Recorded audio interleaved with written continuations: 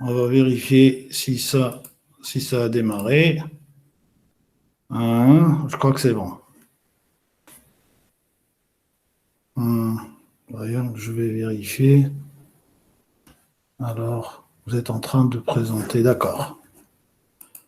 Alors, la dernière fois, on s'est arrêté sur les propriétés de l'once de Henle. On a dit que l'once grêle descendante présente une caractéristique, c'est-à-dire qu'elle est imperméable à l'eau.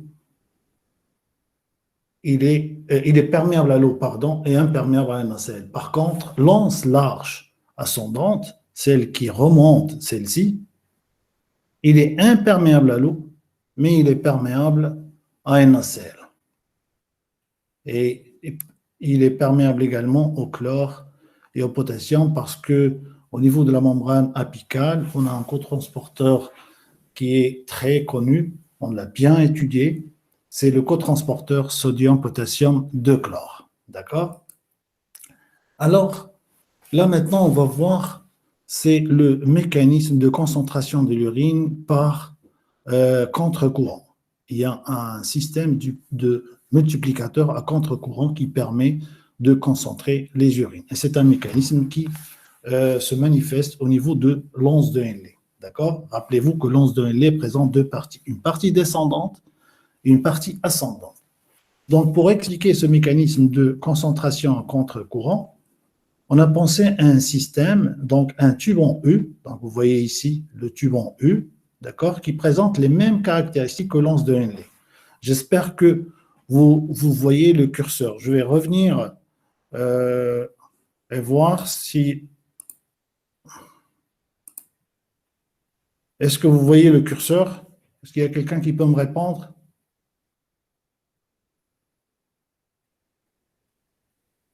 OK. Donc là, d'accord, c'est très bien. Donc alors, on continue. Bien, parfait. Alors, là, je vous ai dit que on a un tube en U qui présente les mêmes caractéristiques que l'once de Henle, c'est-à-dire une branche descendante qui est perméable à l'eau, une branche ascendante imperméable à l'eau, mais perméable à un nacelle. D'accord? Et si ce que vous avez ici en rouge, c'est le tissu interstitiel ou le milieu interstitiel. Il peut se trouver ici et à ce niveau-là, et juste à côté du liquide interstitiel, vous avez les capillaires péritubulaires ou les vasa recta qui contiennent le sang. D'accord? Donc, on remplit ce tube avec un liquide isotonique qui provient du tube contourné proximal, un liquide isotonique qui présente une pression osmotique de 300 milliosmoles. Donc, on remplit le liquide, d'accord, voilà, et vous avez un liquide de 300 milliosmoles. On arrête l'écoulement et puis on va laisser les échanges se faire, d'accord. Il va y avoir un transport de NaCl et de l'eau. Étant donné que la branche ascendante, celle-ci, elle est perméable à NaCl, alors que la branche descendante est perméable à l'eau. Donc, le mécanisme va démarrer à ce niveau-là, au niveau de la branche ascendante. Étant donné que au niveau de la membrane apicale, vous avez le cotransporteur sodium-potassium de chlore, donc il va réabsorber le NaCl. Donc, le NaCl va sortir du liquide tubulaire, il va aller dans les tissus interstitiels de ce côté-là et de ce côté-là, d'accord? Et ensuite, il va passer vers le sang, d'accord? Et l'eau va sortir du liquide qui est dans l'anse descendante pour aller dans le tissu interstitiel afin qu'il va y avoir un équilibre. Donc, à l'équilibre, qu'est-ce qu'on va avoir? On va avoir ce tube-là, d'accord? Alors, étant donné que l'anse de Henle, la branche ascendante est perméable à NaCl, donc il va y avoir fuite de NaCl ici. Au fur et à mesure qu'on remonte, il y a du NaCl qui va sortir, d'accord? Il va sortir. Et donc, on va avoir un liquide qui est de moins en moins concentré parce qu'on perd du solidité. D'accord? Le départ de NaCl qui va sortir de cette branche-là, il va aller dans le tissu interstitiel, il va concentrer le tissu interstitiel. D'accord? Et étant donné que la branche descendante, ici, est perméable à l'eau, donc il va s'équilibrer, le liquide qui se trouve dans la branche descendante va s'équilibrer avec le liquide qui se trouve dans le tissu interstitiel. D'accord? Et en fin de compte, vous avez du NaCl qui va sortir de la branche ascendante, il va concentrer le tissu interstitiel et de l'eau qui va sortir de la branche descendante pour s'équilibrer avec le liquide du tissu interstitiel. En fin de compte, qu'est-ce qu'on va avoir? Si on prend par exemple une distance delta de L, celle-ci, d'accord? Et on va voir qu'est-ce qui se passe. Donc la concentration au départ, qui était à ce niveau-là, il était à 300. Donc on va dire que c'est C, concentration C. À l'équilibre, cette concentration va passer de C à C plus delta C. D'accord? Le liquide va se concentrer à cause du départ de l'eau, de la réabsorption de l'eau. Par contre, dans la branche ascendante, où on va assister à une réabsorption de NaCl, la concentration C de 300 va passer de C à C moins delta C. Donc, on va avoir une dilution. D'accord? Et on va refaire la même expérience.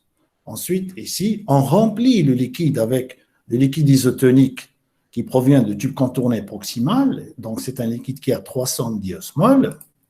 D'accord? Et ensuite, le liquide va pousser le liquide dans la branche descendante et puis aller vers la branche ascendante et par la suite va sortir de ce côté-là.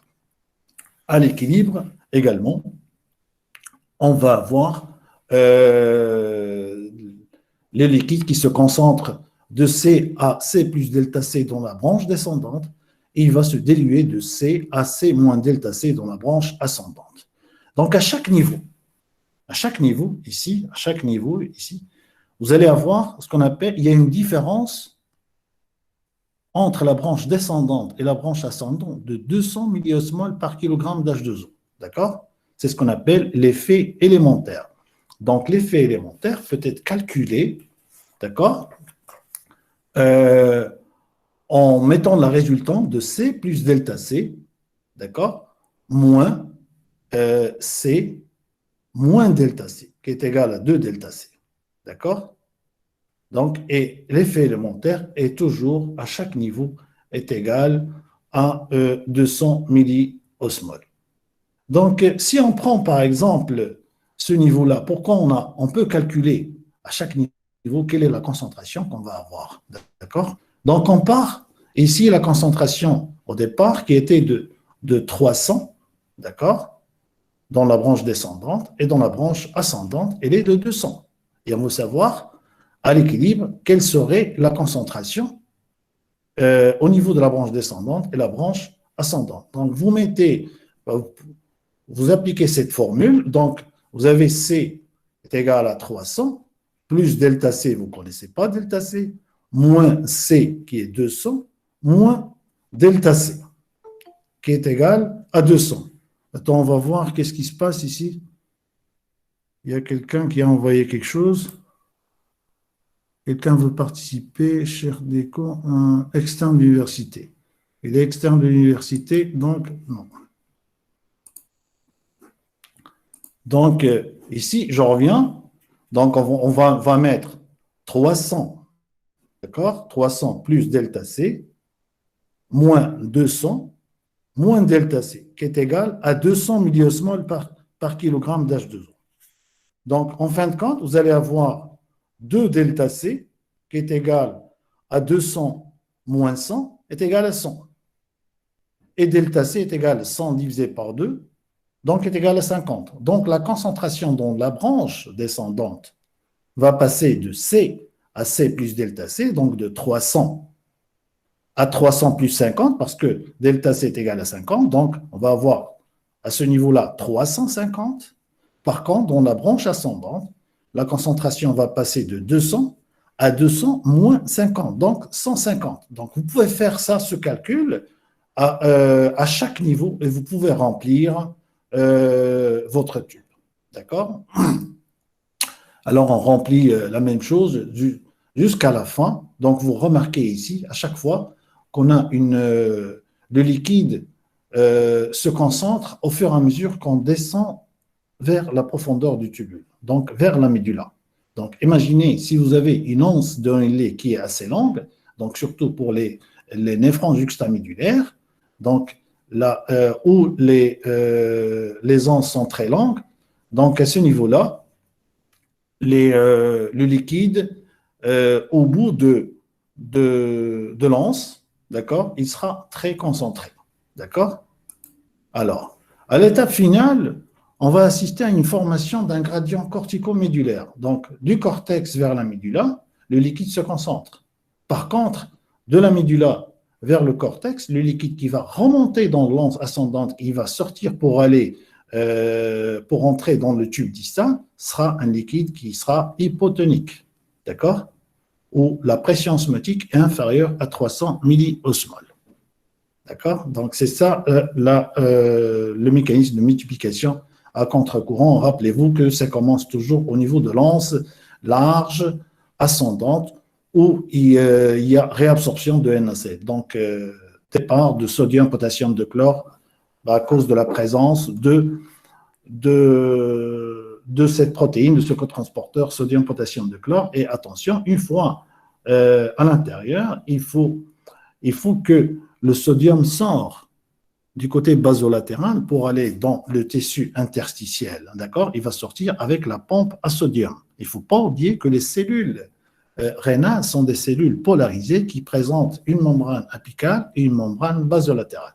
Et rappelez toujours que la pompe à sodium, ce qu'on vous a toujours dit, la pompe à sodium ou la NAK-ATPase, au niveau rénal, est toujours présente au niveau basolatéral. On n'en trouve pas de la pompe à sodium au niveau de la membrane apicale. D'accord? Alors, la réabsorption dans le tube distal. Donc, dans le tube distal, on va assister à une réabsorption également d'une petite quantité de sodium filtré, donc qui correspond à 5%. Donc, vous allez avoir réabsorption de sodium. Et donc, c'est un segment de dilution. Donc, le liquide qui va rester dans le tube distal, donc c'est un liquide dilué à cause de cette réabsorption de sodium.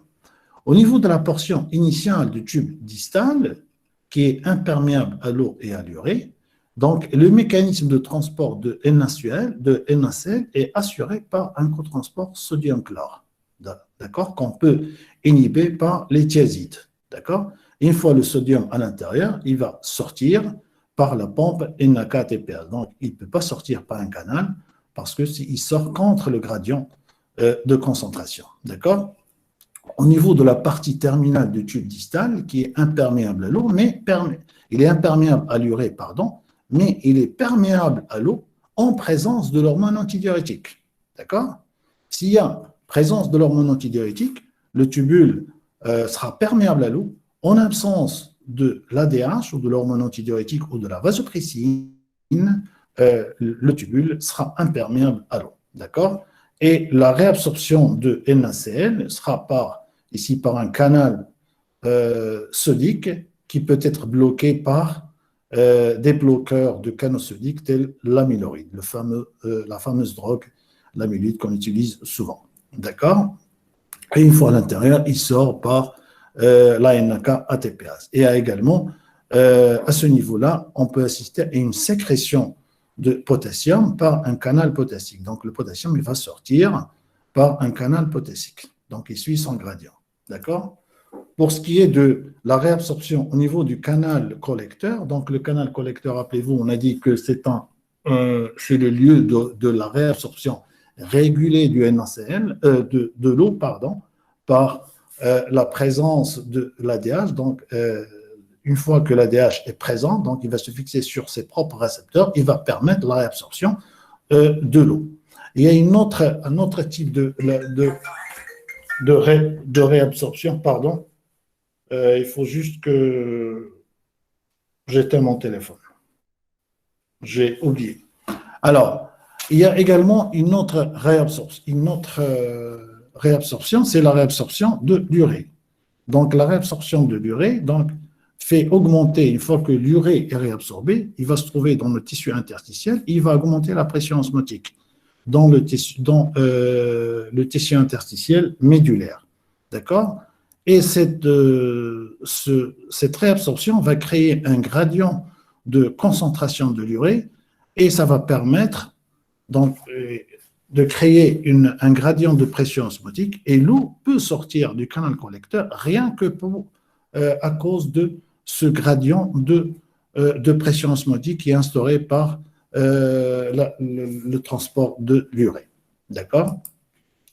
Alors, pour ce qui est de la sécrétion tubulaire, il n'y a pas grand-chose à dire. Donc, au niveau du tube contourné proximal, on assiste à la sécrétion des acides et des bases organiques tels les sels biliaires, l'oxalate, l'urate et les catécholamines. Et on assiste également à la sécrétion de certaines drogues telles la pénicilline et les salicylates. Dans le tubule collecteur, je ne sais pas si je vous ai dit que le tubule collecteur présente deux types de cellules, les cellules principales et les cellules intercalaires. Et on arrive, ça fait longtemps qu'on arrive à distinguer ces deux types de cellules. Lorsqu'on fait de la microdissection, on peut mettre une portion de tubule collecteur sous microscope et on peut prélever soit les cellules principales, soit les cellules intercalaires. On en connaît le mécanisme et on arrive à reconnaître les caractéristiques de ces cellules. Bon, bref. Au niveau des cellules principales, on assiste à une sécrétion de potassium. Donc, la sécrétion de potassium, c'est-à-dire le départ du potassium de la cellule vers le liquide tubulaire. Donc, la sécrétion sera faite par un canal potassique. D'accord? Donc, le potassium sort au niveau par un canal potassique. Au niveau des cellules intercalaires, on va assister à une sécrétion de protons, donc d'ion H+. Donc, la sécrétion sera à ce niveau-là parce que c'est ce niveau-là qui est le liquide tubulaire. C'est l'inverse. Et de ce côté-là, dans cette cellule, c'est le milieu sanguin. D'accord? Et à ce niveau-là, c'est l'urine. D'accord? Donc, la sécrétion du proton sera assurée par une pompe à protons et par une HK-ATPase. C'est presque pareil que l'ANAK-ATPase. D'accord? La régulation, on va passer à autre chose, la régulation de la balance hydrique. D'accord? Vous avez ici des tableaux qui vous montrent le bilan hydrique dans l'organisme et on a des valeurs quotidiennes, moyennes, des gains et des pertes d'eau chez les adultes. Le premier tableau ici, donc vous avez l'apport en eau qui est surtout par les boissons et par l'alimentation. Donc vous avez les boissons apportent 1 litre 200 ml et l'alimentation 1 litre. Par contre, le métabolisme contribue à l'apport seulement de 350 ml. Donc, la totalité de l'apport en eau est égale à 2 litres. Et pour ce qui est des pertes, on a des pertes importantes par perspiration insensible, c'est-à-dire au niveau de la peau et des poumons. Et la majorité des pertes de l'eau se font au niveau urinaire. D'accord? Vous avez 1,5 litre perdu par les urines. Et il y a une légère perte par la transpiration, donc vous avez 50 ml, et dans les fesses, vous avez 100 ml. Donc, pour que l'équilibre soit maintenu, il faut que les entrées soient égales aux sorties. Donc, vous voyez ici ce qui rentre. Donc, vous avez la quantité qui rentre qui est 2550 ml et la quantité qui sort, c'est 2550 ml. Donc, il faut que ce soit équilibré pour maintenir cet équilibre. D'accord? Alors, cette figure vous montre la régulation de l'excrétion rénale de l'eau qui peut se faire par l'intermédiaire de deux choses. Des changements de la pression osmotique plasmatique et, d'une part, et d'autre part, de la concentration de l'hormone l'ADH. D'accord? Dans le cas d'un manque d'eau, vous avez donc manque d'eau, donc un déficit d'ingestion de l'eau, et lorsque la quantité d'eau ingérée est faible, donc vous allez augmenter la pression osmotique plasmatique. La pression osmotique augmente et c'est un stimulus de la vasopressine. Vous allez avoir une augmentation de la sécrétion de la vasopressine. La vasopressine, elle est connue, c'est une hormone qui augmente la perméabilité à l'eau au niveau du canal collecteur et une fois que la perméabilité à l'eau est augmentée, vous allez avoir une augmentation de la réabsorption, d'accord, rétention de l'eau, le volume urinaire qui sera excrété sera faible et vous allez avoir une urine qui est très concentrée parce que le volume est faible. Dans le cas d'un excès d'eau, donc vous ingérez une quantité importante d'eau, donc cette quantité importante d'eau va faire en sorte à diminuer la pression osmotique plasmatique. Donc vous diminuez la pression osmotique plasmatique, c'est un inhibiteur de la vasopressine parce que la quantité d'eau dans l'organisme est importante, donc l'organisme n'a pas besoin de sécréter ou de libérer la vasopressine. Donc inhibition de la vasopressine. Cette inhibition de la vasopressine va se retentir au niveau du canal collecteur, donc il n'y aura pas de perméabilité à l'eau au niveau du canal collecteur. D'accord? Et pas de réabsorption, la réabsorption va être faible et l'urine qui sera excrétée sera très diluée et le volume sera très, très élevé. D'accord? Par rapport au cas de manque d'eau ou d'une déshydratation. D'accord? Et ici, vous avez une planche qui vous montre la régulation de la balance hydrique par la vasopressine et la soif. Donc, dans le cas de l'hyperosmolarité, vous avez une pression osmotique qui est très élevée. Ou dans le cas de l'hypovolémie, vous avez le volume plasmatique est faible. D'accord? Vous avez une réduction du volume plasmatique. Dans les deux, vous allez avoir une stimulation d'un certain nombre de récepteurs. Pour l'osmolarité, vous avez stimulation des osmorécepteurs et pour la diminution du volume, vous avez une stimulation des barorécepteurs, donc des récepteurs qui sont sensibles au volume ou la pression. D'accord? Ces deux récepteurs vont favoriser la sécrétion de la vasopressine et stimuler le centre de la soif. La sécrétion de la vasopressine va entraîner une augmentation de la réabsorption d'eau, d'accord? Et par conséquent, l'excrétion d'eau sera faible.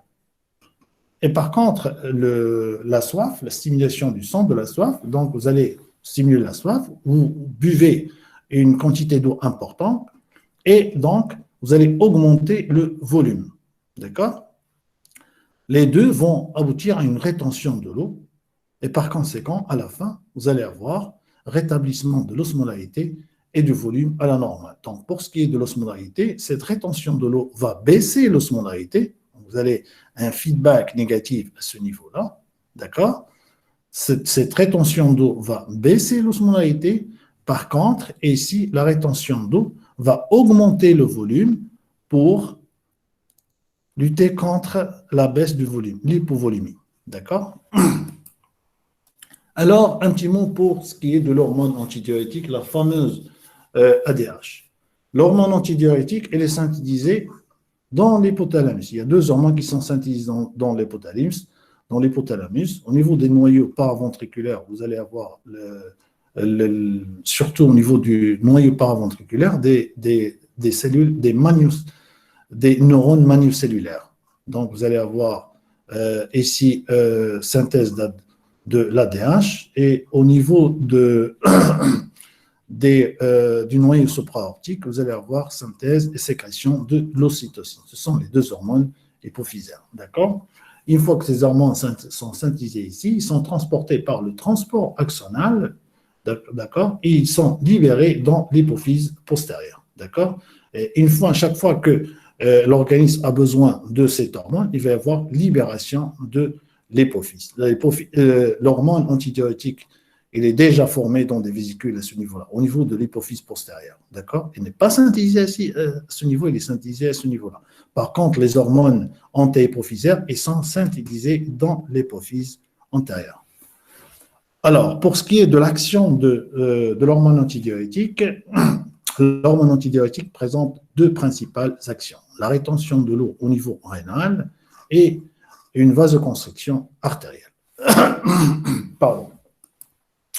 Alors, le récepteur de l'hormone antidiurétique font partie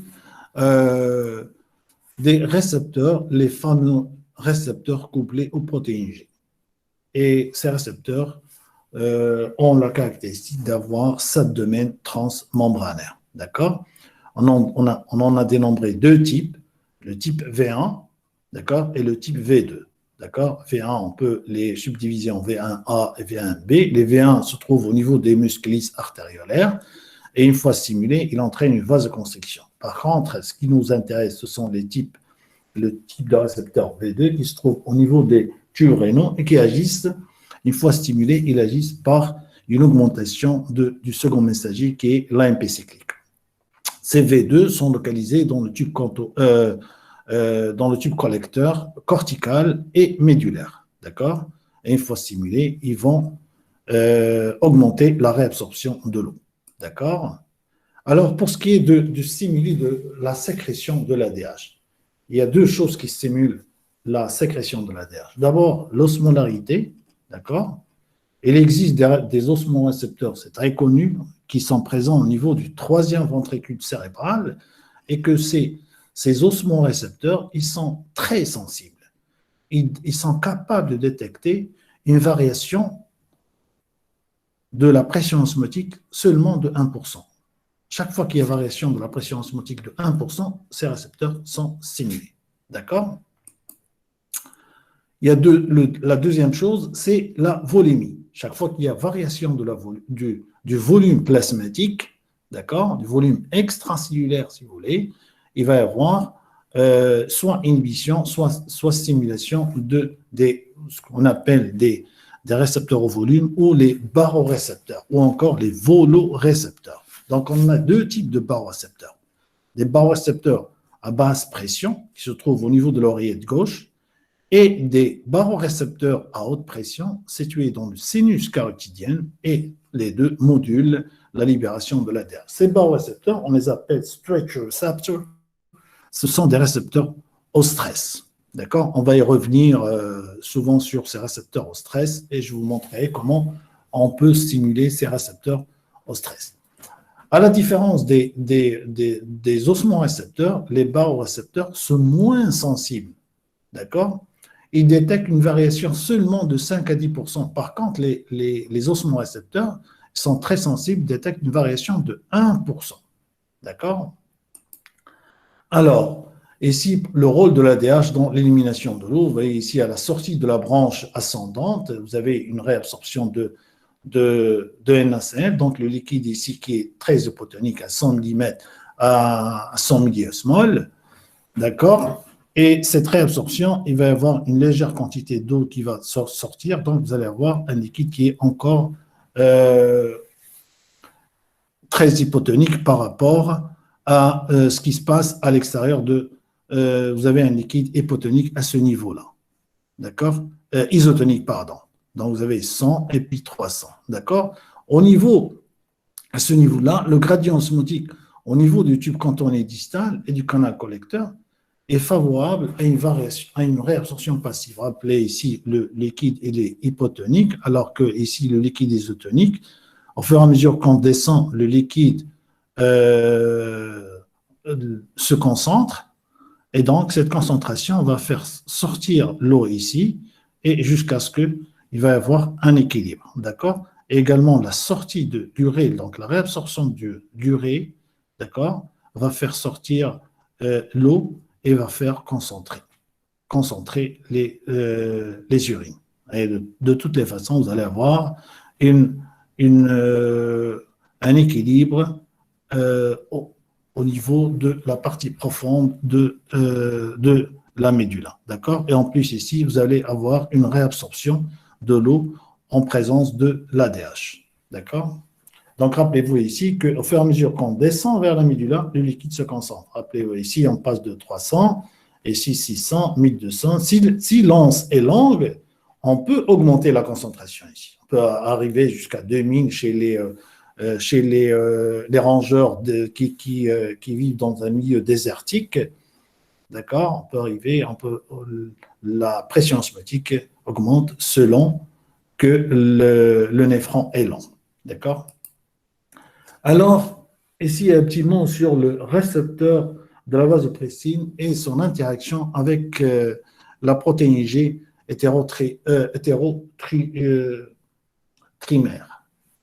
Donc, vous avez ici en A, donc ici le récepteur de la vasopressine qui est là. Donc, l'hormone, qu'est-ce qu'il va faire? Il va se fixer sur le récepteur. Rappelez-vous que le récepteur de la vasopressine, on a dit que c'est un récepteur à 7 domaines transmembranaires. Vous avez ici le récepteur de la vasopressine, donc 7 domaines transmembranaires, 1, 2, 3, 4, 7, d'accord? Avec un N-terminal extracellulaire et un C-terminal qui est intracellulaire. Ces deux traits-là représentent la membrane plasmique. D'accord? Vous avez également ici, à côté du récepteur, une protéine G. Je crois que vous savez ce que c'est que la protéine G. Donc, une protéine G qui est constituée par 3 unités, la unité alpha, la unité bêta et la unité gamma. Également, au niveau de la membrane, vous avez une protéine qui est insérée qu'on appelle l'adénylate cyclase. D'accord? Donc, une fois que l'hormone se fixe sur son récepteur, le complexe hormone-récepteur va activer la protéine G. D'accord? La protéine G qui est caractérisée par une sous-unité alpha qui a une activité GTP-asique. D'accord? Donc, il va activer cette protéine-là et il va y avoir un échange GTP contre le GDP. D'accord? Déjà, la sous-unité alpha qui a un GDP ici. Donc, il va se transformer en GTP. D'accord? Et ensuite, il va y avoir séparation de la sous-unité alpha de la sous-unité bêta et gamma. La sous-unité alpha va activer un effecteur. L'effecteur, c'est l'adénylate cyclase. L'adénylate cyclase, une fois activé, il va poursuivre le mécanisme intracellulaire. Donc, il va entraîner la formation de l'AMP cyclique par l'ATP. D'accord? On verra ça par la suite. Également, la subunité bêta également peut activer les facteurs. D'accord? Donc, ça, c'est l'activation. Donc, une fois que, à un certain moment, le mécanisme doit s'arrêter. Et dans ce cas-là, qu'est-ce qu'il va y avoir? Il va y avoir l'activité GTP-asique ici, donc dépend du phosphate inorganique, donc échange GDP contre le GTP, donc, et par la suite, vous allez revenir à l'état initial. Donc, il va y avoir association de la sous-unité alpha avec la sous-unité bêta ici, d'accord? Et le récepteur va regagner la membrane, d'accord? Ou bien sera dégradé par les lysosomes, d'accord? Alors, ici, c'est un schéma qui vous montre le mécanisme intracellulaire, mécanisme d'action intracellulaire de la vasopressine. Je fais exprès de vous donner parfois des schémas en anglais pour vous familiariser avec l'anglais. Parce que si vous n'avez pas d'anglais, alors là, ça va être difficile de continuer les études supérieures. Alors, et ici, vous avez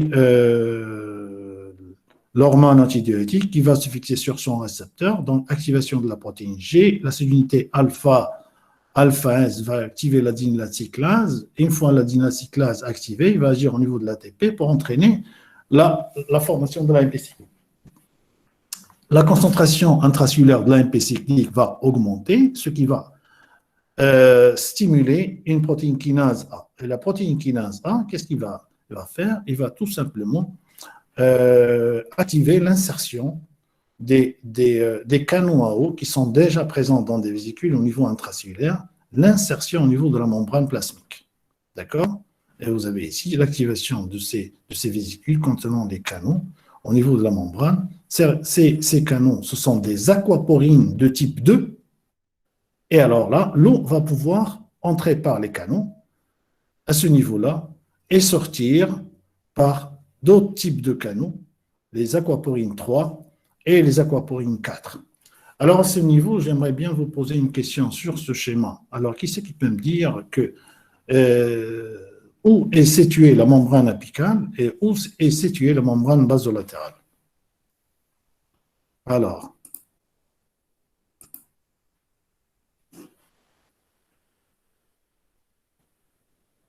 est-ce qu'il y a quelqu'un? Donc,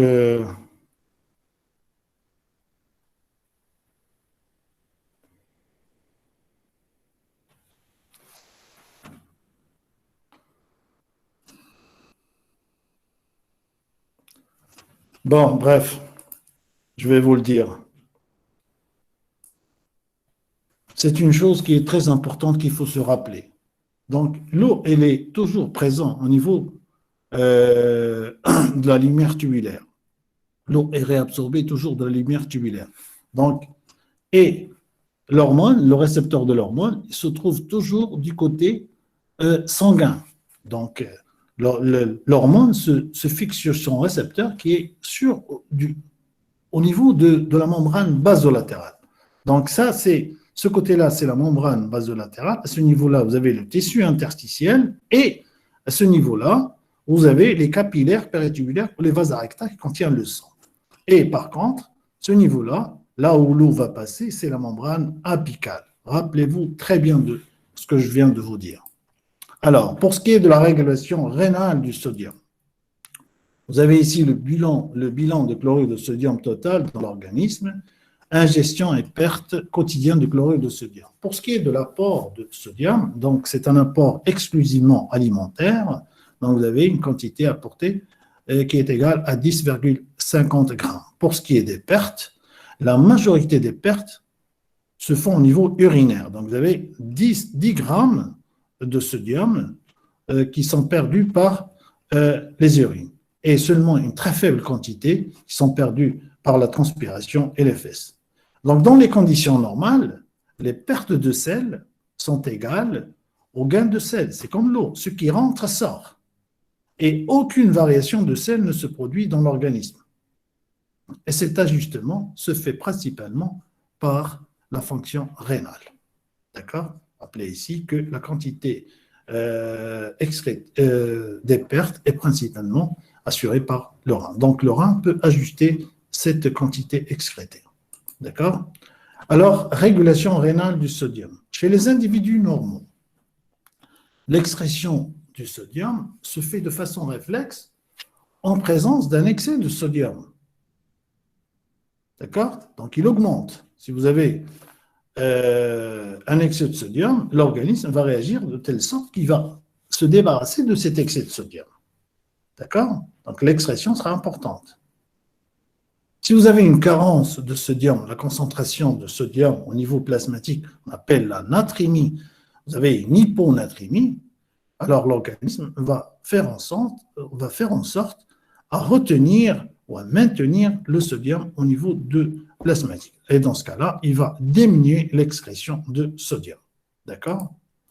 Alors, étant donné que le sodium est filtré librement, il est réabsorbé activement, mais il n'est pas sécrété. Donc, la quantité excrétée dans les urines sera égale à la quantité qui rentre dans la lumière tubulaire, donc la quantité filtrée, d'accord, moins la quantité qu'on a retirée de cette quantité qui a été filtrée, moins la quantité réabsorbée. Donc, l'organisme, pour ajuster l'excrétion de sodium, il va agir sur ces deux facteurs, d'accord, la filtration glomérulaire ou la réabsorption tubulaire. Alors, si vous avez une hypernatrémie, vous êtes une situation d'hypernatrémie, la concentration de sodium totale est élevée. Comment l'organisme va réagir ? Il va réagir tout simplement à augmenter l'excrétion de sodium. Et pour se débarrasser de sodium, il va augmenter le taux de filtration glomérulaire, il va réduire la réabsorption de sodium. D'accord ? L'essentiel, c'est de se débarrasser de l'excès de sodium. C'est dans l'autre cas, vous avez une hyponatrémie, la concentration de sodium total est faible, l'organisme va faire en sorte à garder le sodium. Donc, il va lutter contre cette perte de sodium, cette hyponatrémie. Il ne va pas excréter une quantité importante. Donc, il va réduire l'excrétion de sodium. Et pour réduire l'excrétion de sodium, il a deux façons. D'abord, il va réduire la filtration glomérulaire, ou bien il augmente la réabsorption de sodium. Donc, c'est ça. Vous avez une régulation à ce niveau-là. Ça, c'est un tableau qui vous montre les principaux mécanismes par lesquels une baisse du sodium entraîne une diminution du taux de filtration glomérulaire. Donc, vous avez une baisse de sodium et vous avez ici une baisse de filtration glomérulaire. Lorsque vous avez une perte de sodium et de l'eau, dans le cas, par exemple, de la diarrhée, donc vous avez l'organisme perd de l'eau par la diarrhée, de l'eau et de sodium. Automatiquement, vous allez avoir une baisse, une diminution du volume plasmatique, ce qui va entraîner une diminution de la pression veineuse et par conséquent de la pression artérielle. D'accord? Cette diminution de la pression veineuse sera détectée par des barorécepteurs qui vont activer les nerfs sympathiques rénaux. Et la pression artérielle ici, également, cette baisse de la pression artérielle va activer les nerfs sympathiques rénaux qui vont entraîner une augmentation de la construction des artérioles afférentes. Donc, vous allez avoir une vasoconstriction. Et si la pression artérielle peut agir directement au niveau capillaire, glomérulaire, donc elle diminue la pression des capillaires glomérulaires, et vous allez avoir tout simplement une baisse de la filtration glomérulaire. Cette baisse de la filtration glomérulaire, qu'est-ce qu'il va faire? Il va entraîner une diminution de l'excrétion de sodium et de l'eau. Donc vous avez ici déjà, vous perdez de l'eau, donc le résultat final, c'est la réduction de l'excrétion pour lutter contre cette perte de sodium et de l'eau. D'accord? Donc c'est un mécanisme de feedback négatif. D'accord? En ce qui concerne la régulation à long terme, si vous êtes dans une situation où il y aura une régulation à long terme de l'expression de sodium, dans ce cas-là, la réabsorption l'emporte sur la filtration glomérulaire. Donc, la régulation de la réabsorption sera plus importante que la régulation du taux de filtration glomérulaire. Ce n'est pas pareil comme l'autre cas qu'on vient de le voir.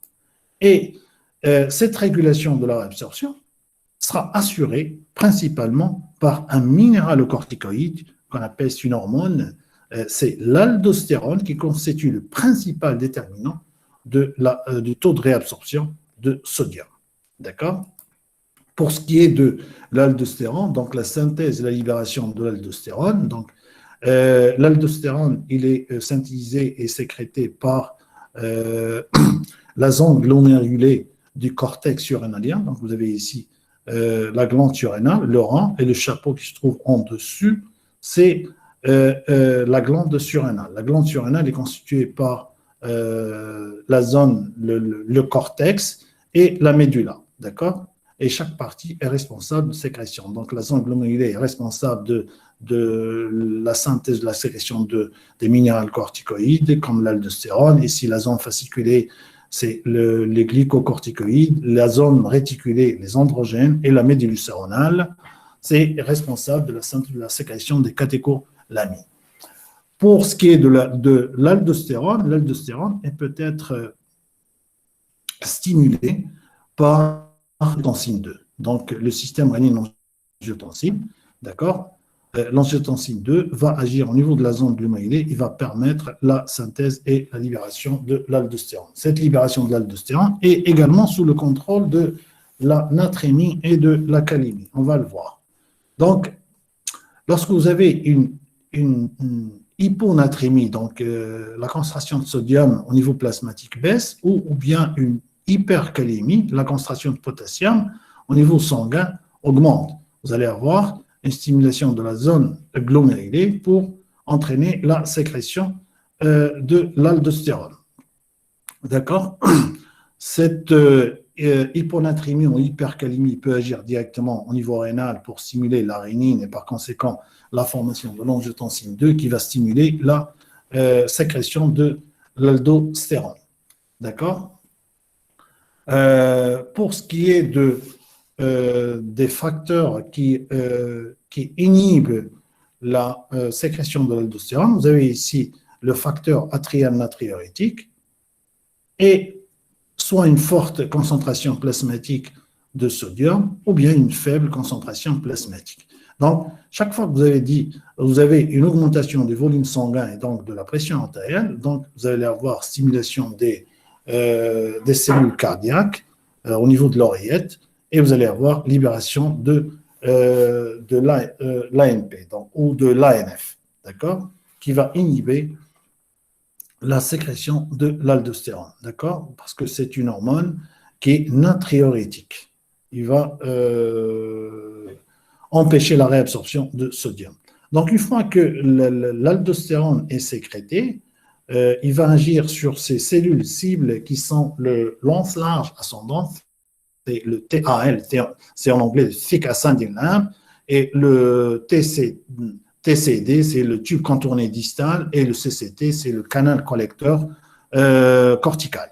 D'accord?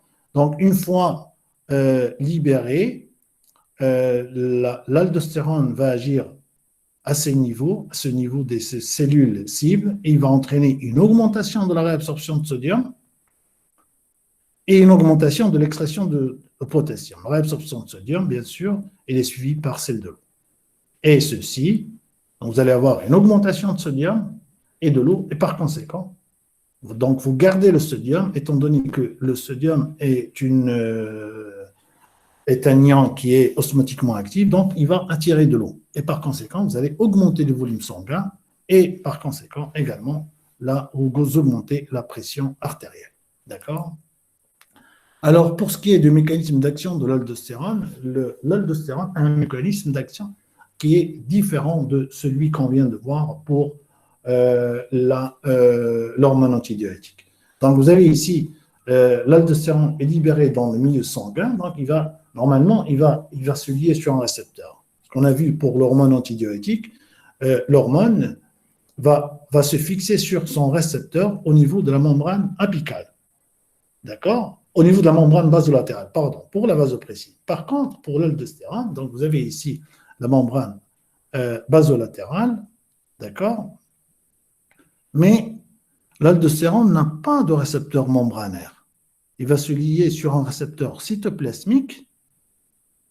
D'accord? Vous voyez le récepteur ici de l'aldostérone, il est cytoplasmique. Il n'est pas situé sur la membrane. Faites très attention. D'accord? Et une fois lié à son récepteur, il va entrer dans le noyau pour stimuler l'expression d'un certain nombre de gènes. D'accord? Il va favoriser la synthèse de nouvelles protéines, telles que la pompe et ATPase. Donc,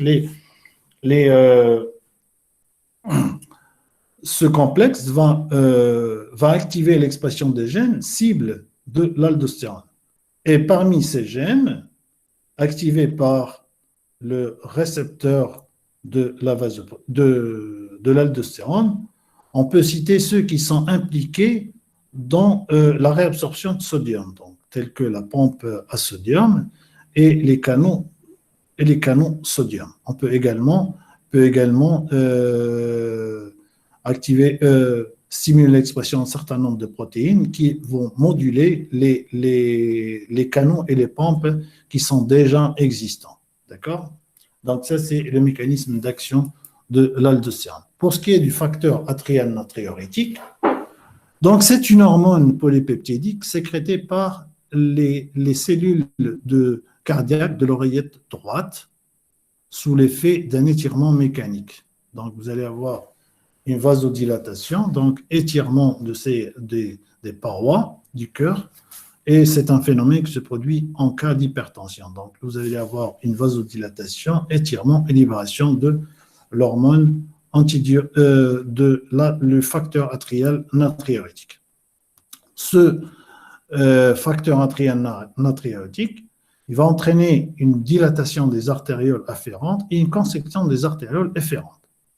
Cette action va entraîner une augmentation de la pression au niveau des capillaires glomérulaires et par conséquent une augmentation de la filtration glomérulaire. D'accord? L'ANP va inhiber la sécrétion de rénine et par conséquent de l'aldostérone. Elle inhibe la sécrétion et l'action rénale de l'ADH.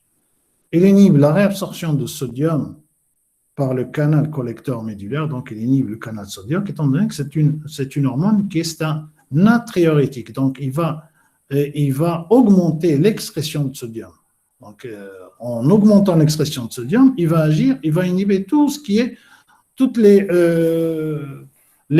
tous les mécanismes qui permettent la réabsorption du sodium au niveau rénal. D'accord? Donc, par ces actions, il va augmenter rapidement l'excrétion urinaire de sodium et cette augmentation de l'excrétion du sodium va réduire le volume sanguin et baisser la pression artérielle. Rappelez-vous que le facteur atrial natriurétique, il a été stimulé, il a été libéré à cause d'une hypertension. D'accord? Donc, il va réduire la pression artérielle.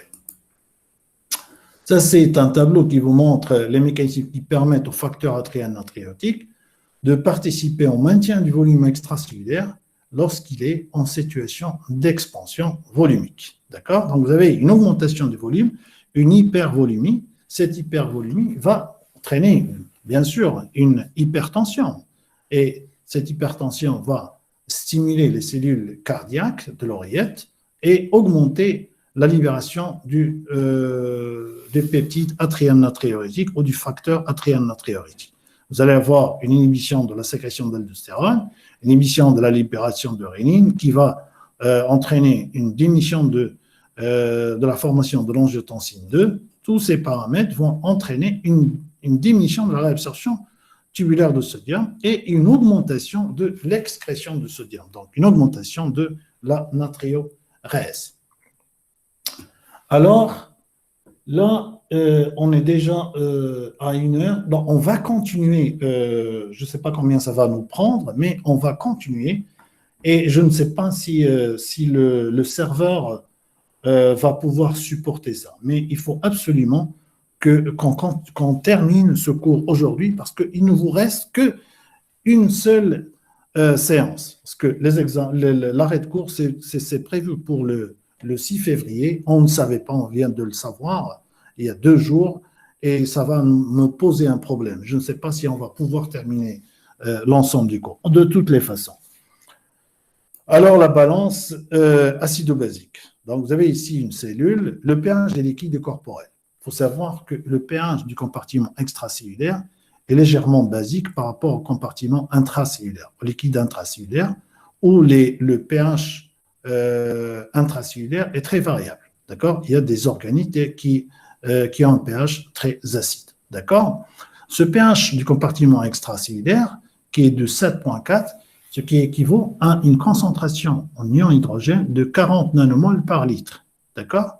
Et cette concentration est beaucoup, beaucoup plus faible que celle des bicarbonates. Donc, on a estimé que c'est 1 million de fois inférieur à la concentration de bicarbonate du compartiment extracellulaire.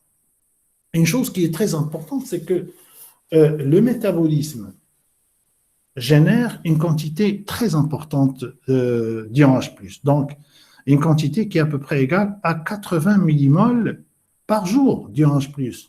Et rappelez-vous que la concentration du compartiment extracellulaire en ion H+, il n'est que de 40 nanomolaires. Donc là, c'est gros. Hein? S'il n'y avait pas un système qui régule ou qui fait diminuer ces 80 millimoles, là, l'organisme ne peut pas supporter ça et c'est la mort automatique. Donc, le maintien strict d'un pH normal est essentiel car les fonctions enzymatiques, ça c'est très important, les fonctions enzymatiques de l'organisme sont très sensibles aux variations de la concentration. Je sais que très bien, vous avez fait le cours de l'enzymologie et qu'une réaction enzymatique peut être stimulée par la variation du pH. D'accord? Alors, pour assurer l'homéostasie, il faut qu'il y ait un équilibre entre l'apport ou la production d'hydrogène et le retrait de l'hydrogène de l'organisme. C'est comme pour l'eau et pour le sodium. Il existe des défenses contre ces changements de la concentration en protons. Généralement, 3 systèmes qui régulent la concentration de H+, dans les liquides corporels afin d'empêcher l'acidose ou l'alcalose. Ces systèmes sont les systèmes tampons, d'accord, qui sont très importants, le centre respiratoire et les reins, qui nous intéressent dans ce cours, d'accord? Donc, quand il y a un changement de la concentration en protons au niveau du compartiment extracellulaire, les premiers systèmes, le premier système qui va réagir, ce sont les systèmes tampons. Ils réagissent très rapidement, en une fraction de seconde, pour minimiser ces changements. Parce que les changements de concentration de protons qui entraînent des changements de pH sont graves, hein, s'ils ne sont pas tamponnés. D'accord? Donc, le premier système qui réagit, ce sont les systèmes tampons. Ils ne font que emprisonner les ions H+, jusqu'à ce que l'équilibre soit rétabli. C'est comme si vous êtes dans un amphi, donc s'il y a augmentation de la concentration, la porte de l'amphi va s'ouvrir, vous allez entrer, et la porte se ferme, et dans le cas de besoin, on ouvre la porte, et puis il va y avoir, on sort. D'accord? Pour la deuxième ligne de défense, qui vient après les systèmes tampons, c'est le système respiratoire. Il agit, lui, en quelques minutes. Et cette action va pouvoir éliminer le CO2 et donc l'acide carbonique H2CO3. D'accord?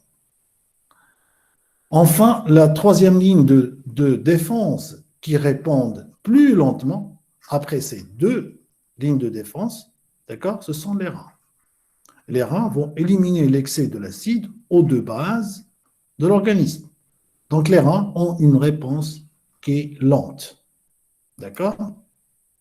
Alors, on va faire un petit rappel, le système de tampon. Donc, vous avez tamponnage des ions, H+, donc par définition, le tampon est toute substance qui peut lier de façon réversible un ion H+, et la forme générale de la réaction, c'est celle-ci, tampon plus H+, qui s'équilibre avec H tampon. Rappelez-vous ce qu'on vient de dire. La quantité de protons générés ou produites par le métabolisme est de 80 millimoles par jour, alors que la concentration extracellulaire de protons, il n'est que de 40 nanomoles, donc 10-4 milléquivalents par litre. D'accord? Donc, sans tamponnage, s'il n'y avait pas ces systèmes tampons, cette production et l'ingestion journalière d'acide, il va provoquer d'énormes changements de la concentration dans les liquides corporels et ça va entraîner de graves dégâts. Donc, cette concentration, elle est tamponnée pour que la concentration extracellulaire finale sera de 40 nanomoles. Donc, il existe deux types de systèmes tampons. Des systèmes tampons extracellulaires, par exemple, vous avez le système tampon CO2 bicarbonate, et des systèmes tampons intracellulaires tels que les phosphates et les protéines. Pour ce qui est du système tampon bicarbonate, c'est une solution hydrique contenant deux ingrédients. Un acide faible, qui est l'acide carbonique, et deuxièmement, un sel de bicarbonate tel que le bicarbonate de sodium. Vous avez ici l'acide carbonique qui est formé dans l'organisme selon la réaction suivante. CO2 plus H2O, sous l'effet de l'anhydrase carbonique, vous allez avoir un équilibre pour donner l'acide carbonique. L'acide carbonique peut donner le proton et le bicarbonate, mais la réaction tend toujours vers l'acide carbonique. Vous voyez ici, la flèche elle est plus grande, donc l'acide carbonique, la dissociation de l'acide carbonique ou l'ionisation de l'acide carbonique est faible. D'accord? La deuxième composante du système est le bicarbonate de sodium, qui, lui, s'ionise presque complètement pour former le sodium et le bicarbonate. Donc, la réaction tend toujours dans ce sens-là. Regardez la flèche. Donc, il y a toujours le bicarbonate de sodium va se sioniser pour donner le bicarbonate et le sodium. Bon, maintenant, si on rassemble l'ensemble du système, vous allez avoir le CO2 plus H2O qui va donner l'acide carbonique. L'acide carbonique va donner H plus proton, mais la réaction tend toujours à former. Et vous avez celle-ci, le bicarbonate, donc le sodium, bicarbonate, et on va avoir ceci. En raison de la faible dissociation de l'acide carbonique, d'accord, la concentration de H plus est extrêmement faible. Donc, ce qu'on voit, c'est toujours l'acide carbonique. Parce que chaque fois qu'il y a formation de bicarbonate, la réaction tend dans ce sens-là. C'est pour ça que la concentration de H+ est faible. Alors, rappelez-vous de cette réaction, la réaction tampon CO2 bicarbonate. Lorsqu'on ajoute à la solution tampon un acide fort tel que le HCl, d'accord, le HCl en solution, il va donner H+ plus CO-, et H+ sera tamponné par le bicarbonate. Donc, vous augmentez la concentration de H+, vous augmentez la concentration de H+, ici, et donc la réaction va tendre dans ce sens-là. D'accord? Alors, ici, augmentation de la concentration de H+, le H+ va se lier avec le bicarbonate, donner l'acide carbonique, et formation de CO2 et de H2O. Vous allez avoir une augmentation de la production de CO2, parce que la réaction tend dans ce sens-là. D'accord? Voilà. Augmentation de la production de CO2. Cette augmentation de la production de CO2 va stimuler la respiration. D'accord? Vous allez avoir une hyperventilation pour éliminer le CO2 de liquide extracellulaire. Donc, vous voyez ici l'intervention du système tampon et de la respiration. Puis, l'intervention du système rénal, du rein pour éliminer l'extrait de H+. D'accord? Alors, des réactions opposées ont lieu lorsqu'une base forte comme la soude, l'hydroxyde de sodium, le NaOH, est ajoutée à la solution tampon en bicarbonate. Donc, lorsque vous avez la solution tampon en bicarbonate, vous ajoutez la base, donc NaOH, donc vous augmentez la concentration de bicarbonate. D'accord? Donc, et la réaction tend dans ce sens-là. Vous augmentez la concentration de bicarbonate et par conséquent, qu'est-ce que vous allez avoir? Vous allez avoir une réduction du CO2, d'émission du CO2, ce qui va inhiber la respiration. Donc, la respiration va se ralentir, donc vous allez avoir une hypoventilation. C'est le contraire de ce qu'on a vu tout à l'heure, l'hyperventilation. Et cette augmentation de bicarbonate qui est produite dans le sang est compensée également par une excrétion rénale. Vous allez avoir une augmentation de l'excrétion rénale de bicarbonate. Vous augmentez ici le bicarbonate à cause de la base. Donc ici, vous réduisez la respiration et le bicarbonate en excès également sera excrété, donc sera éliminé au niveau urinaire. D'accord? La régulation rénale de la balance acido-basique, les reins contrôlent la balance acido-basique en excrétant soit une urine acide ou basique. D'accord? Dans le cas de l'alcalose, c'est-à-dire vous avez l'alcalose, vous avez le pH qui est assez fort. D'accord? Les reins, comment vont réagir? Comment d'abord va réagir l'organisme? Vous avez une alcalose, le pH est élevé. Ça veut dire que vous avez une quantité de bicarbonate ou de base qui est assez fort. L'organisme, qu'est-ce qu'il va faire? Il va se débarrasser des bases, donc des bicarbonates. Comment il va se débarrasser? Il ne va pas pouvoir réabsorber tous les bicarbonates. Et cette baisse de la réabsorption du bicarbonate va favoriser l'augmentation de l'expression de bicarbonate, parce que l'organisme a besoin d'éliminer les bicarbonates pour ramener le pH à la normale. D'accord? Cette perte de bicarbonate est équivalente à l'addition d'ion H+. Rappelez-vous comment on a déjà parlé de la réabsorption de bicarbonate. La réabsorption de bicarbonate, ce n'est pas le bicarbonate qui a été filtré, ce n'est pas lui qui sera réabsorbé. Donc la réabsorption de bicarbonate dépend de la sécrétion de l'ion H+. Donc si le bicarbonate est excrété, on va gagner l'ion H+, un H+. Donc une perte d'un ion bicarbonate se traduit par l'addition d'ion H+ dans le compartiment extracellulaire. Et par conséquent, l'élimination des bicarbonates élève à la normale la concentration d'H+.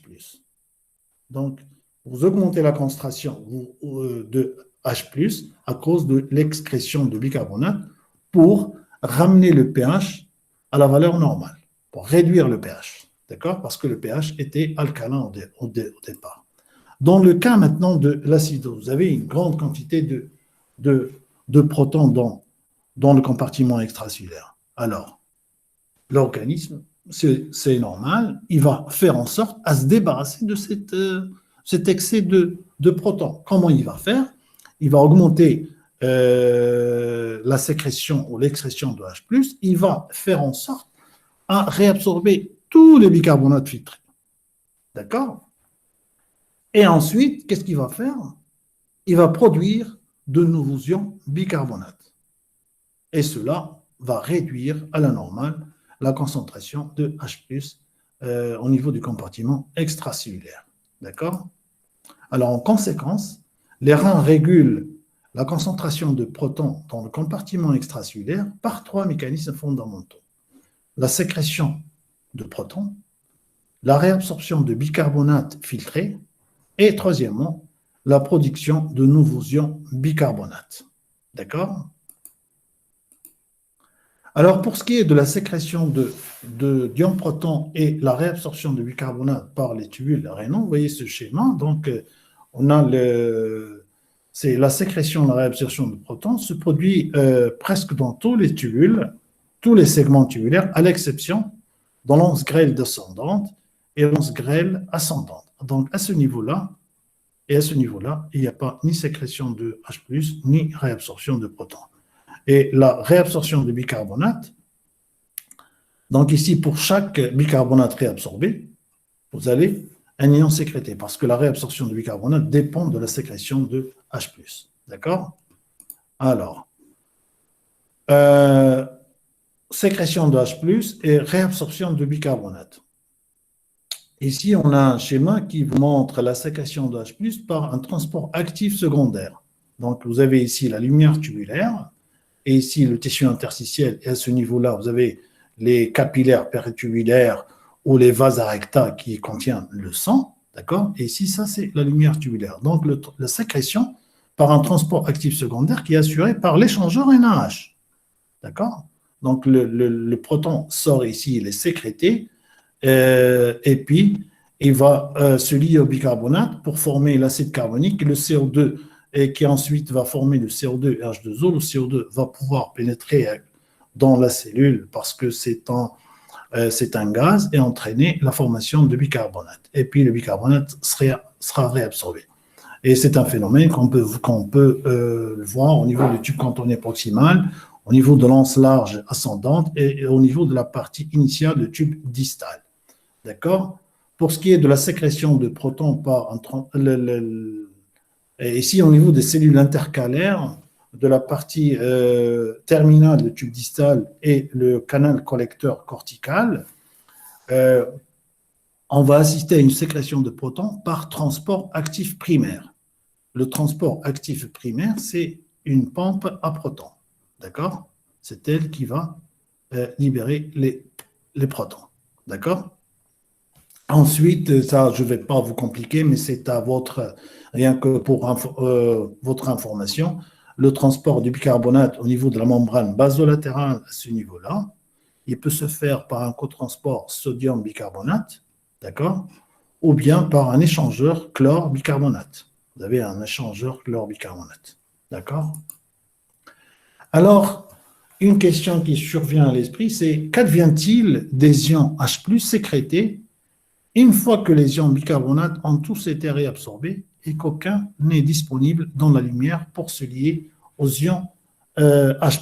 Donc, pour répondre à cette question, je vais devoir revenir en arrière. Et ici, dans le cas de l'acidose. Donc, on a dit que l'acidose, l'organisme doit se débarrasser des ions H+.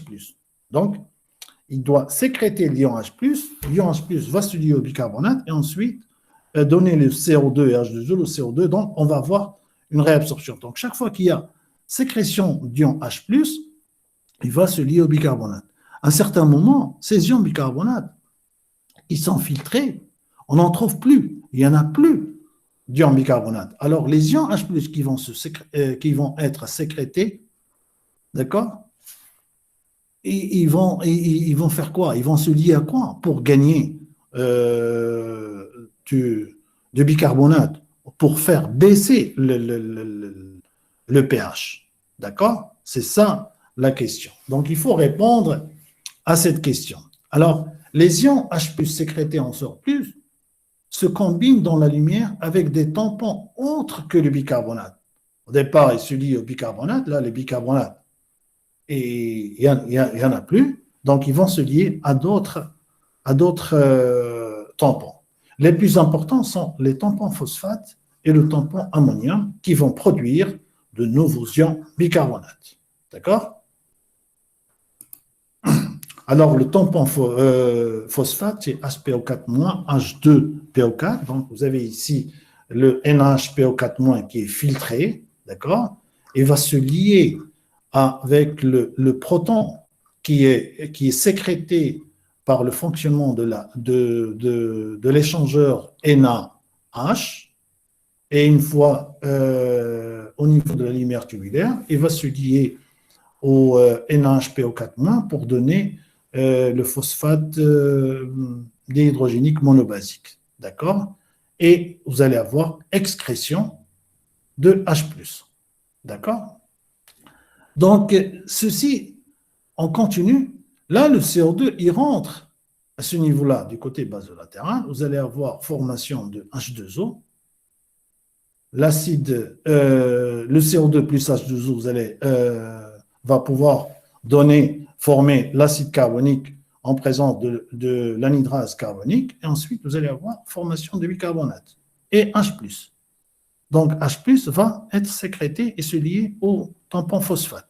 Et on a ici gain d'un bicarbonate. On a un nouveau bicarbonate. Ce n'est pas le bicarbonate qui a été filtré.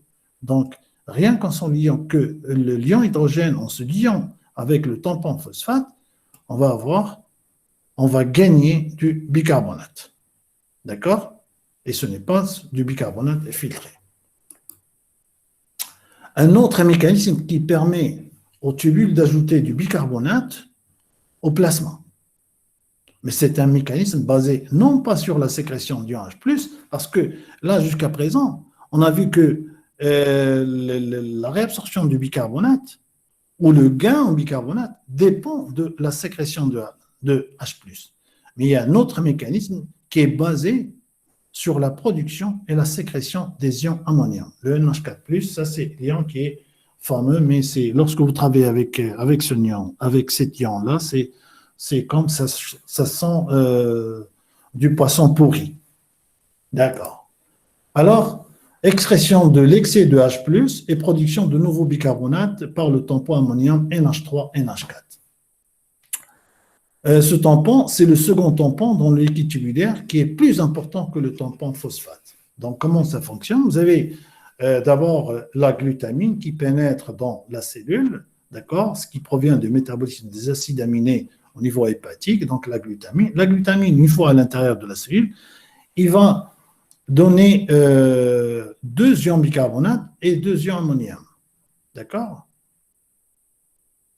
L'ion ammonium, le NH4, il est pris par l'échangeur NaH, donc par le site de liaison de protons, et il va sortir. D'accord? Il va sortir, il va se lier au chlore. Donc, ensuite, vous allez avoir excrétion du chlorure d'ammonium. Et ici, vous allez avoir, qu'est-ce que vous allez avoir? Un gain d'un nouveau bicarbonate. D'accord? Deuxièmement, dans le canal collecteur, c'est un mécanisme qu'on peut le voir au niveau dans l'once de Henle. L'addition de NH4 au liquide tubulaire s'effectue par un autre mécanisme. D'accord? H+ sécrété dans la lumière tubulaire, donc vous avez ici H+ sécrété dans la lumière tubulaire, se combine avec le NH3 et pour former le NH4. Le NH4 va se lier au chlore pour donner le chlorure d'ammonium, il sera libéré. Le NH4, normalement, lorsqu'il est en solution, il donne le NH3 plus H+. Mais ici, il y a un équilibre et le NH4, ce n'est pas que le NH3. Le NH3, c'est un gaz, il franchit rapidement la membrane. Mais le NH4 a besoin d'un transporteur. Donc, et ici, il sera excrété. D'accord? Et donc, ça, c'est le proton qui est excrété, et vous allez avoir un gain d'un proton. Donc, pour chaque NH4 excrété, un nouveau bicarbonate est formé et additionné au sang. D'accord?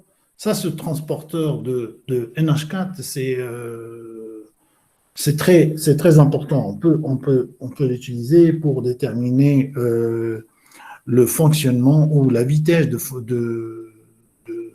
fonctionnement de plusieurs protéines, telles par exemple le cotransporteur sodium-potassium de chlore, qu'on a démontré son existence au niveau de la membrane apicale de l'anse large ascendante, et également au niveau de la membrane apicale des cellules de la macula densa. Donc, je disais qu'on peut utiliser ce NH4 pour évaluer l'activité de ce transporteur-là. Donc, une fois on met dans le milieu le chlorure d'ammonium, ce NH4 va être fixé sur le site de liaison du potassium, site de liaison de la protéine, donc la protéine qui est le cotransport sodium-potassium de chlore. Donc, il se fixe sur le site de liaison du potassium et puis il rentre dans la cellule. Une fois qu'il rentre dans la cellule, donc le NH4, il est rapidement dissocié en NH3 et H+.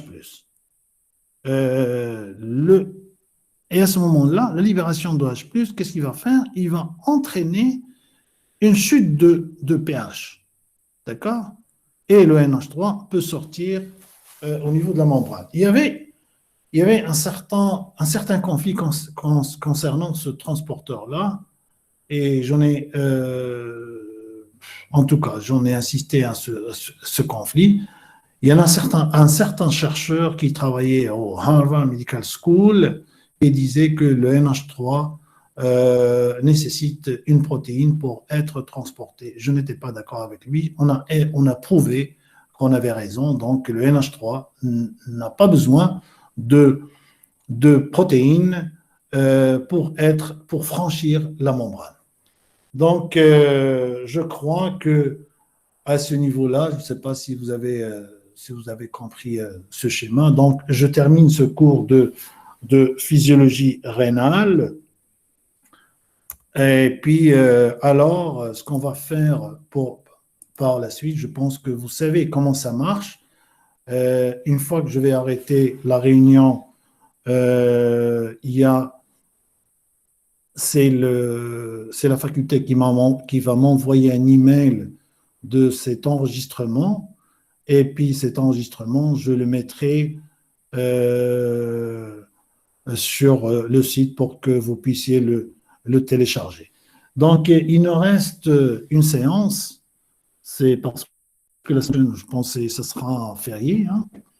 Et ce que je vais faire, je vais essayer je vous demande de rentrer souvent dans la plateforme parce que je vais vous déposer les anciens examens sous forme de TD.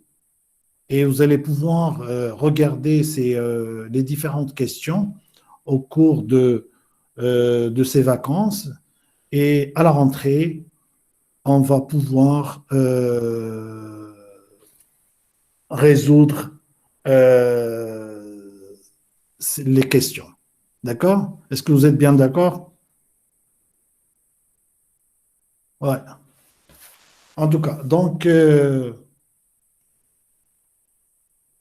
très bien. Donc, je vais mettre fin à cette réunion. Donc, je vais arrêter l'enregistrement et je vous souhaite bonne chance et bonnes vacances. Et surtout, faites très attention à vous et gardez votre distance, les distances entre vous, et que Dieu vous protège. Allez.